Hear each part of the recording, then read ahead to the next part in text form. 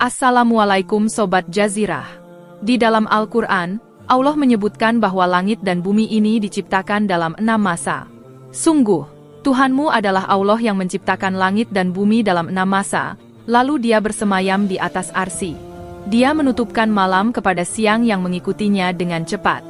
Dia ciptakan matahari, bulan dan bintang-bintang tunduk kepada perintahnya. Ingatlah, segala penciptaan dan urusan menjadi haknya. Maha suci Allah, Tuhan seluruh alam. Meskipun sulit dicerna akal, tetapi Allah dengan kebesarannya menjelaskan peristiwa penciptaan langit dan bumi ini agar manusia mengambil pelajaran. Tidaklah Allah menciptakan langit dan bumi kecuali dengan tujuan yang benar. Dalam penciptaan langit, sebagaimana disebutkan di awal video ini, Allah menciptakannya secara berlapis-lapis dengan komposisi yang seimbang. Al-Quran menyebutnya dalam surat Al-Mulk ayat 3. Yang menciptakan 7 langit berlapis-lapis. Tidak akan kamu lihat sesuatu yang tidak seimbang pada ciptaan Tuhan yang Maha Pengasih. Maka lihatlah sekali lagi, adakah kamu lihat sesuatu yang cacat? Kemudian dalam surat Al-Baqarah ayat 29, Allah juga mengatakan hal yang sama. Dialah Allah yang menjadikan segala yang ada di bumi untuk kamu, dan Dia berkehendak menciptakan langit, lalu dijadikannya 7 langit. Dan Dia Maha mengetahui segala sesuatu. Nah Sobat Jazirah, kita akan menjelajahi setiap lapisan langit tersebut, menemukan keistimewaan salah satu ciptaan Allah ini, dengan satu harapan semoga dengan mempelajarinya, hati kita semakin tunduk dan takjub kepadanya.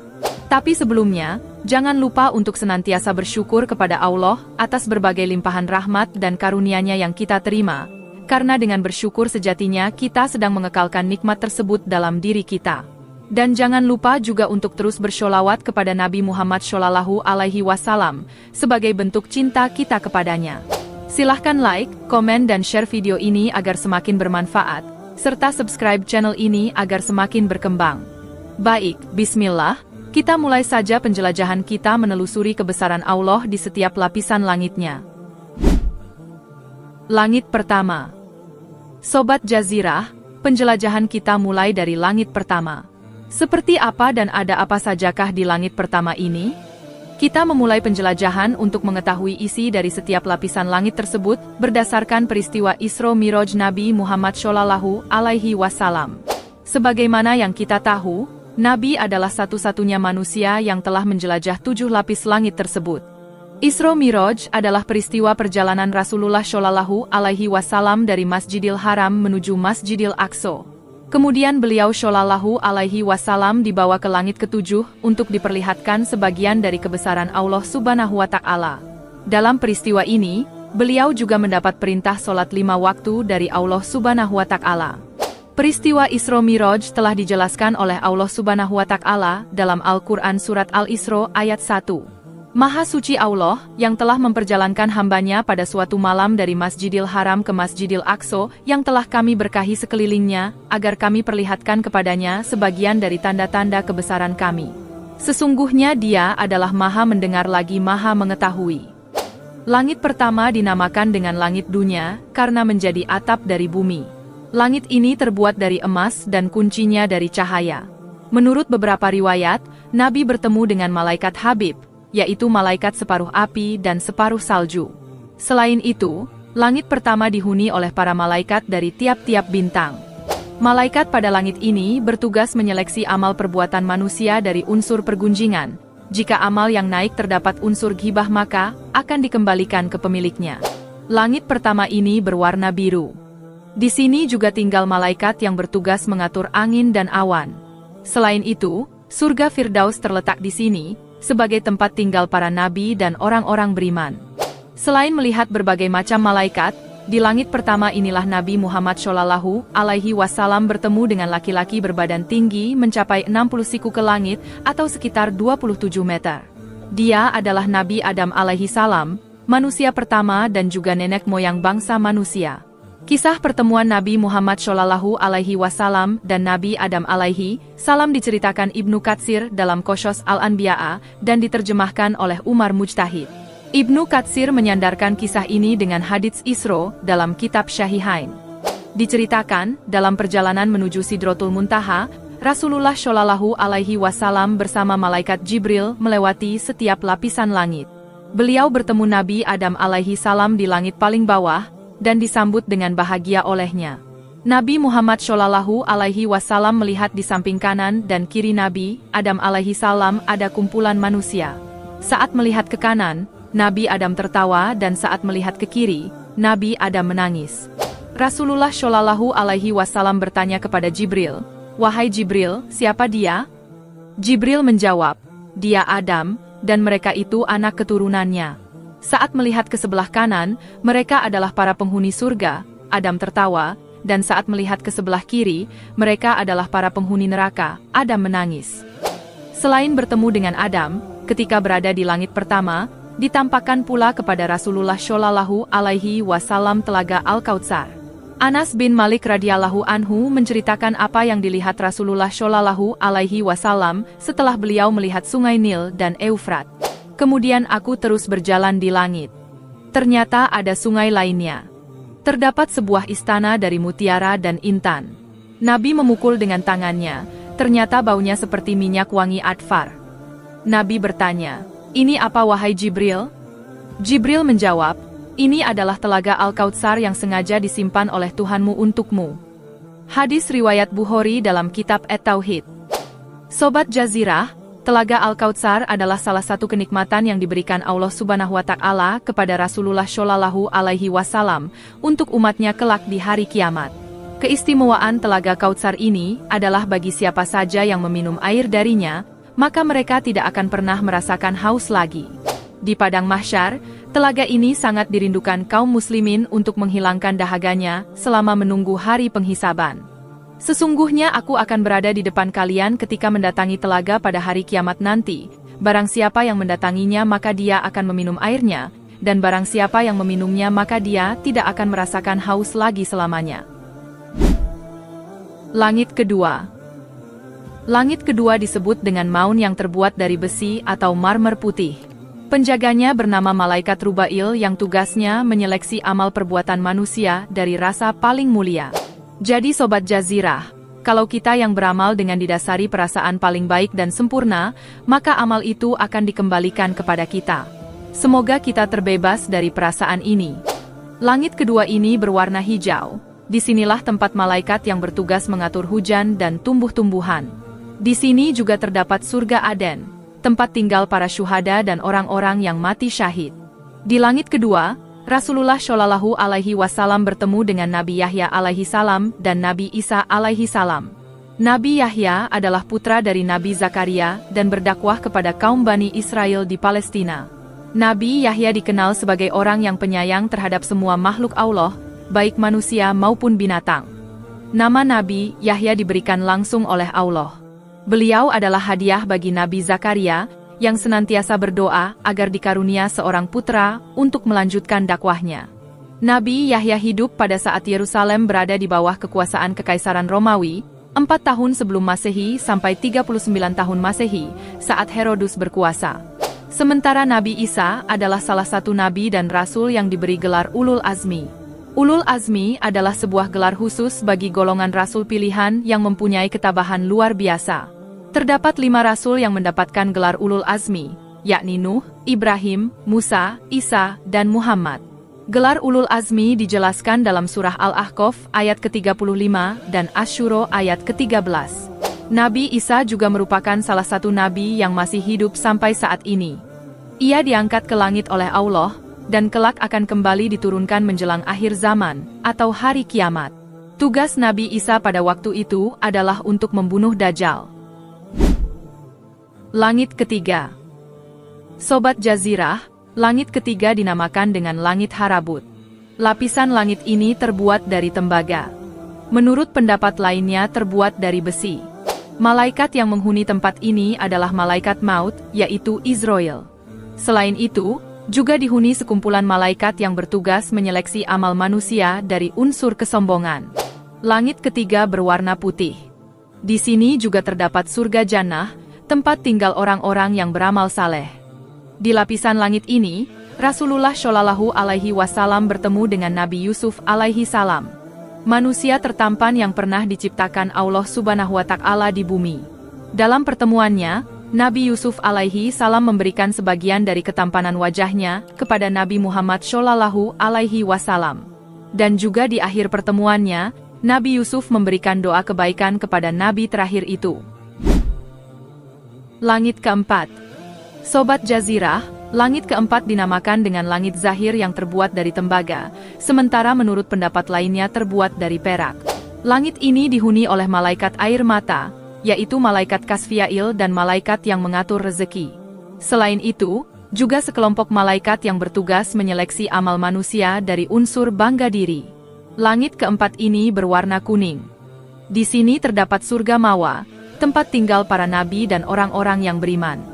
Di langit keempat Rasulullah Shallallahu alaihi wasallam bertemu dengan nabi yang pertama kali menulis menggunakan pena dan menjahit pakaian, yaitu Nabi Idris alaihi salam.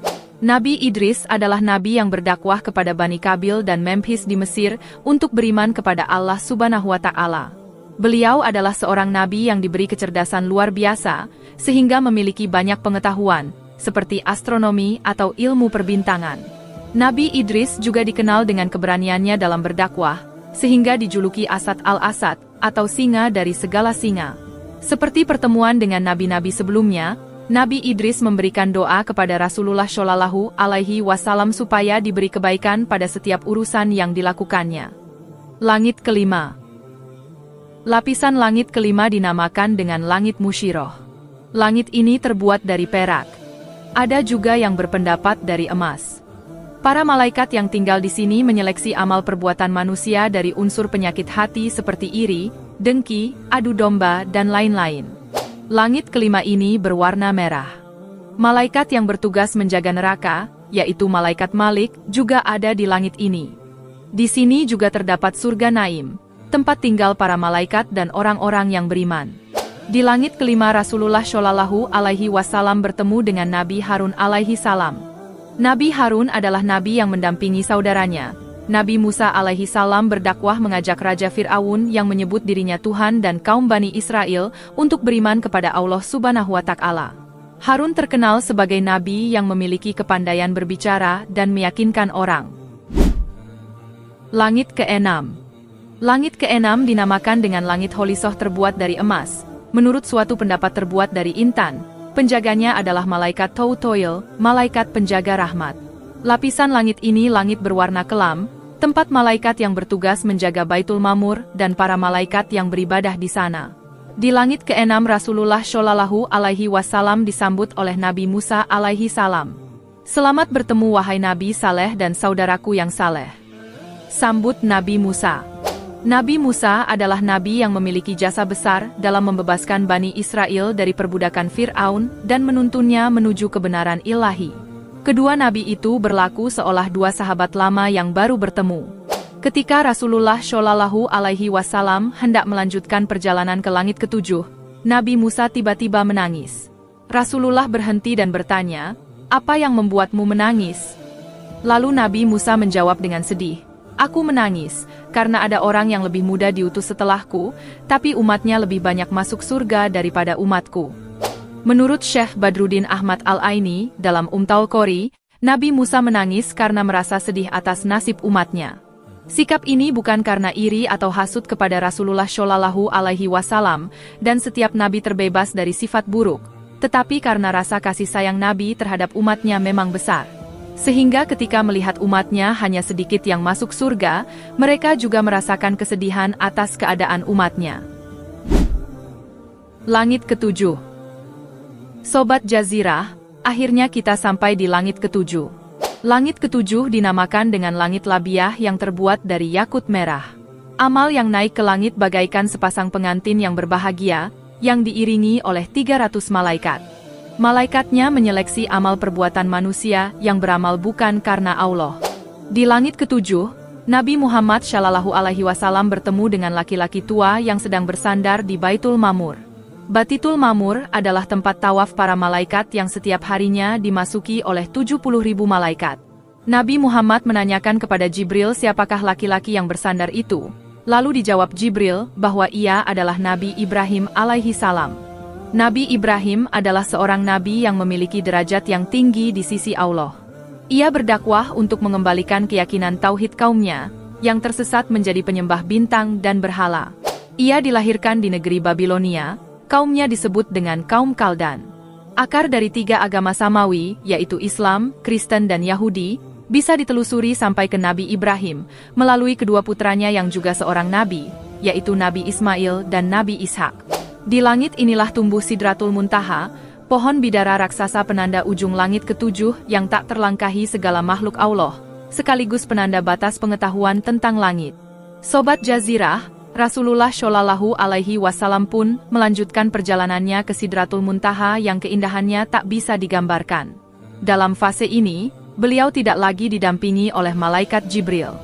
Saat Allah menghendaki hambanya bertemu dengannya, dia akan menemuinya di sekitar Sidratul Muntaha. Hingga kini, satu-satunya manusia yang pernah mengunjungi Sidratul Muntaha dan bertemu dengan Allah hanyalah Nabi Muhammad Shallallahu Alaihi Wasallam. Keindahan Sidratul Muntaha tak bisa digambarkan dengan kata-kata. Dalam berbagai riwayat, Nabi Muhammad mengatakan bahwa pohon tersebut memiliki daun yang besar layaknya telinga gajah. Begitu pula buahnya yang besar-besar seperti tempayan dari batu. Setiap kali beliau merespons perintah Allah, bentuk Sidratul Muntaha tampak berubah-ubah. Di sekitar Sidratul Muntaha terdapat 4 sungai. 2 sungai tampak nyata, sementara 2 sungai lainnya tampak samar. Jibril berkata, 2 sungai yang tampak samar adalah sungai dalam surga, sedang 2 yang tampak nyata adalah sungai Nil dan sungai Efrat. Di Sidratul Muntaha, Rasulullah diberi kesempatan untuk bertemu Allah Subhanahu wa Ta'ala dan berdialog langsung dengannya. Saat itulah Allah memerintahkan Rasulullah dan umat Muslim untuk menjalankan sholat sebagai ibadah wajib. Awalnya diperintahkan 50 waktu salat. Ketika Nabi Shallallahu Alaihi Wasallam baru turun sampai di langit ke-6 bertemulah dengan Nabi Musa, lalu beliau menanyakan, "Apa yang telah dikatakan Allah untukmu?" Nabi Muhammad menjawab, "Salat 50 waktu dalam sehari semalam. Kembalilah dan minta keringanan kepada Tuhanmu, karena sungguh umatmu lemah dan tidak akan sanggup melakukannya," kata Nabi Musa. Kemudian kembalilah Nabi Muhammad menemui Allah Subhanahu wa Ta'ala untuk meminta keringanan sampai berkali-kali sehingga salat 50 waktu tersebut menjadi 5 waktu dalam sehari semalam. Sobat Jazirah, di Sidratul Muntaha inilah puncak perjalanan Nabi. Salat 5 waktu menjadi momentum terakhir bagi Rasulullah Shallallahu Alaihi Wasallam dengan Allah sebelum pulang menuju Mekah. Begitu pentingnya salat hingga perintah turunnya Allah berikan langsung di tempat yang begitu mulia yakni di Sidratul Muntaha. Semoga kita tidak termasuk ke dalam golongan yang suka melalaikan salat. Demikian Sobat Jazirah, semoga penjelajahan kita mengarungi setiap lapisan langit memberikan banyak hikmah dan manfaat bagi kita semua, terutama untuk meningkatkan keimanan dan ketakwaan kita kepada Allah Subhanahu wa Ta'ala, terutama yang disimbolkan dalam kepatuhan kita menjalankan kewajiban, yaitu salat 5 waktu. Semoga bermanfaat dan Assalamualaikum.